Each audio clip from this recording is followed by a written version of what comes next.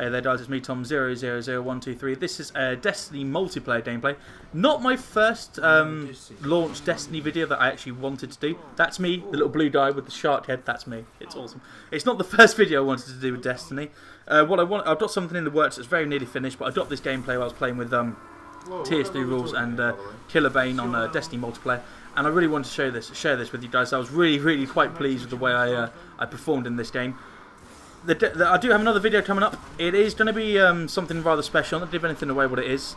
Hopefully you guys are really going to enjoy that. But that's really what I want to... This gameplay I really want to get up with you. Talked a bit about the Destiny multiplayer. I mean, it's completely different. As a Call of Duty and a Battlefield player, those are the only really two first-person shooters that I've played online. I don't have any experience with Halo. I don't have any other experience with any sort of similar sort of genre of shooters with the Halo influences that are on this. And I can say it's very solid. You know, people were a little bit disappointed it's only 6v6, but trust me, the maps are designed perfectly. So 6v6, when you get 12 people in one area, it gets very congested, very mental, very quickly. And I think any more players over 12 might make it a little bit complicated, especially with the different types of weapons and the different types of supercharged styles you've got, and the grenades as well. It will get crazy. It'll be far too many things going off at once, and half the time, I think if you ever met someone, the chances are they'd have a supercharge. But 6v6, solid, never feels like you're overwhelmed with anything. It always feels like, but then you're not running around the map, not finding anyone either. There's always, with the way the radar is as well, you see the top left-hand corner of the map. Whenever there's an enemy near, it gives you a very vague indication of where that enemy is. I'm not sure what brings it up. I don't know if it's movement, I don't know if it's gunfire, I don't know if it's proximity, but it doesn't give any indication if they're below you, above you, only the direction that they're in. So you're never really lost wandering around not finding anyone.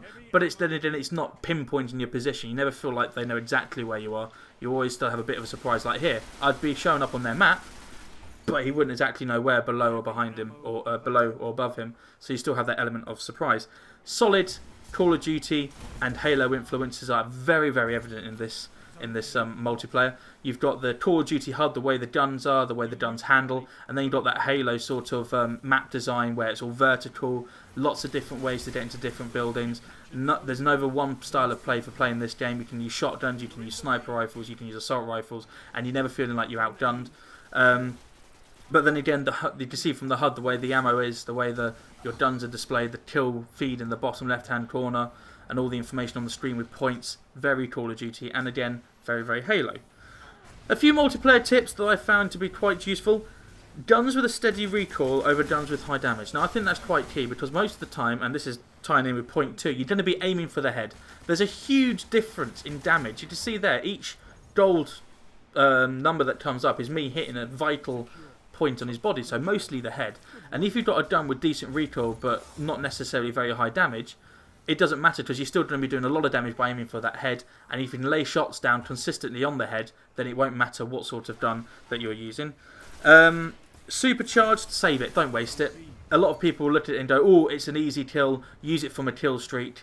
No, save it. If you're especially in control, if you're jumping on a flag, supercharge is a great way of buying yourself a few more seconds, or defending a flag. If they've got multiple enemies on that flag, use it, and then you can clear the flag, capture it, and you know there's not going to be anyone else around with the radar. It's very key not to just use it for the sake of having it. You can't join Crucible until level 5, which I think is a good thing, because although the armour, I don't think the armour carries over to any major extent, otherwise the level 20s, level 17s, level 18s will be absolutely annihilating level 6s, and I know from experience from playing this game, level 6, level 5 can take me out just as easy as I can take them out. However, the guns do carry over. Now, by level 5, you should have found a couple of OK guns. Guns that can carry their own weight, and guns that can protect you well enough, and the guns that are got high enough damage or good enough stats to use. But there are people there like myself who are level 14, level 15, tier 3 was level 17, level 18, who have invested the time in the single player to earn these guns, and they will annihilate you if you don't find the right gun. Like here, for example, this is a very high level gun. Well, not very high level gun, but it's a high level gun from my class. It does 132 damage, which for an assault rifle isn't too bad for level 14. I know TS2 Rules has got a sniper rifle that deals 140 or 150 damage. I don't know if he's got a new one since then. His assault rifle has 60 bullets in it or something like that as his primary weapon. And if you come across him, the chances are that he will win. But if you have a done with low recoil, good accuracy, and lay shots down on him, his armor will not be. He'll still drop like any other person. There's a wide variety of maps. I said this already. You can run around with any style as you want. It caters to all of them. There are wide open spaces for assault rifles and snipers to sit down and do their thing. Then again, if you're a rusher with a high level of ammo, great. You can still have fun on that by jumping on flags. And here's a perfect example of me saving my supercharged. Now I can capture that flag because I know on the map where they're coming from. I can lock it down and get the flag. Heavy done, like LMGs and rocket launchers. It's very well done this because they are very, very powerful, and in the multiplayer especially, they're very evident that once you pick up the ammo for them, they are very, very powerful. They can be a game changer in a one-on-one, a 1v1 or a PvP situation. They're great. You will get the upper hand, but the ammo only spawns in when occasionally from when you kill enemies who I think are on quite high streets or doing quite well. Occasionally spawns in from there, and occasionally an ammo drop comes down for everyone to have a go at. There you've got to be careful because if you make your way towards a heavy ammo, the chances are there's an enemy in the same area that's thinking, oh, heavy ammo, I'll do the same, I'll go for that, and you'll meet in the middle, and the chances are they might have their heavy before you, and you'll be in a tough situation. But if you're going to go for it, make sure you go for it carefully, and once you get it, make sure you use it wisely, because once you die, that's it, that is your heavy ammo gone for that life, and you've got to wait for it to spawn in again. So use it wisely. Same with the green ammo, same for the sniper rifle, shotguns. They will drop ammo, but you won't be able to carry very much of it, so make sure you use it wisely.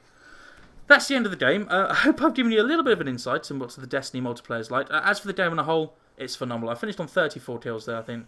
5.67 ratio, so I think I died 4 or 5 times, something like that. But the game itself, phenomenal. I really advise you guys getting it. I hope you guys have enjoyed this gameplay, and until next time, I'll see you later.